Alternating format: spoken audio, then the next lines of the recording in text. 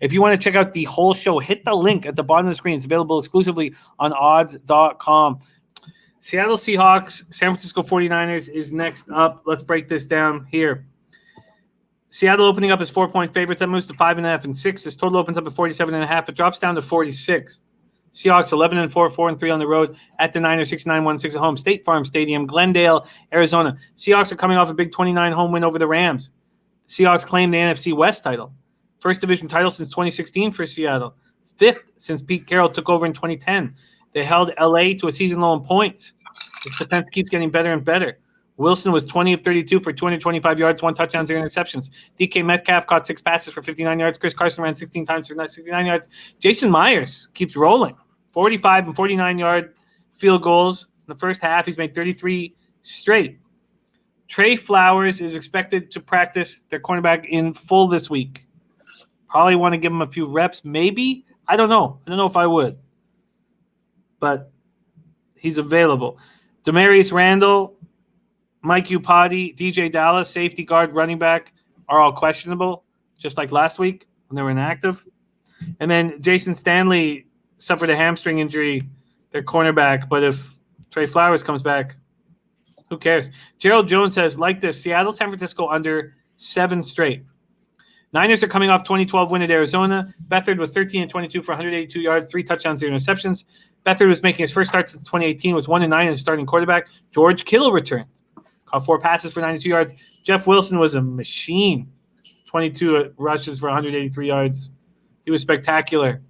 Bebsy, you are keep such close tabs on this football team. What do you know about player personnel changes for this final week? And do you have any interest in backing San Francisco as a big dog?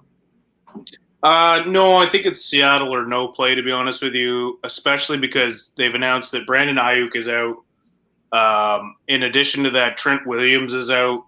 I wonder the severity of their injuries so much as it let's not put these guys in.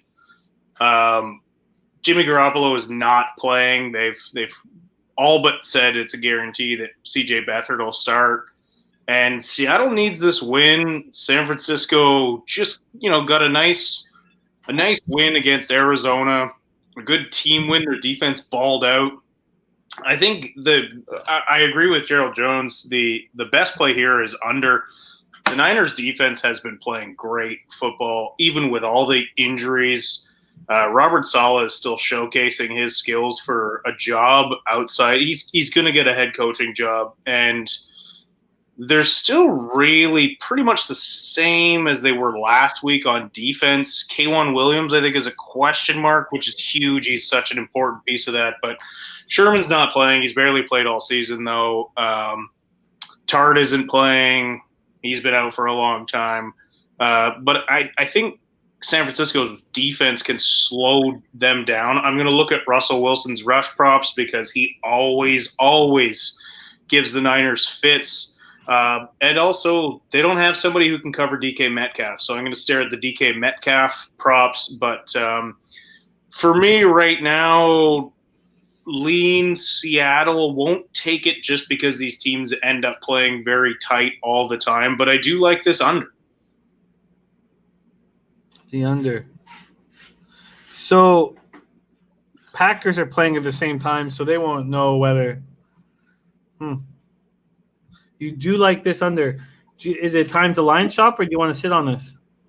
No, I think I'm going to take this. All right. We are moving towards the full game total here in Niners Seahawks. Sitting, it's quite high, man. 46.5 at FanDuel minus 105 is your best look. I'm going to take that. Makes a lot of sense. The Niners, other than George Kittle, are out all their primary weapons. They don't have Debo. They don't have Mostert. They don't have Ayuk. They're going to be running probably a lot of 2 tight end sets, or they might just line up Jordan Reed at receiver this week because they got nobody.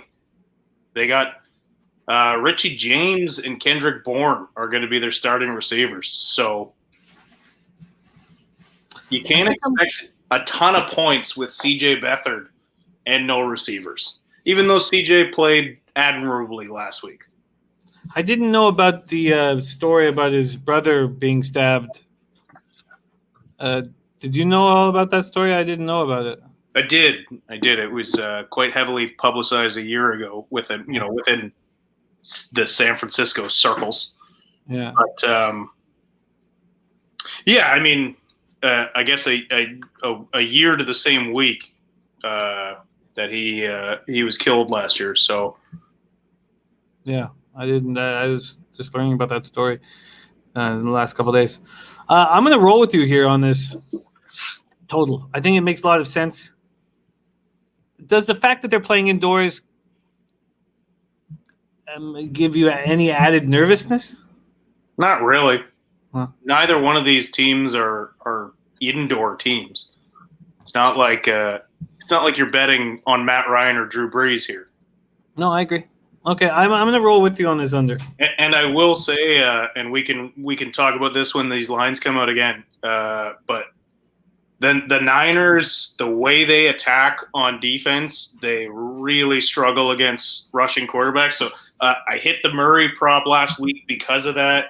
And I'm going to look at the Russell Wilson rush prop because that's what he does. He gets pressure and he escapes and he puts up yards against San Francisco.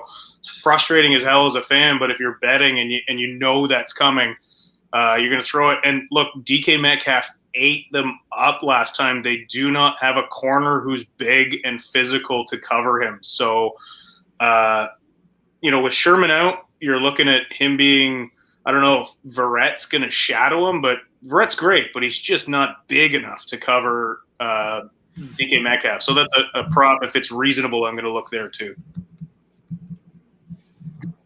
And he's coming off another. He would have hit the under on his prop against Ramsey last week.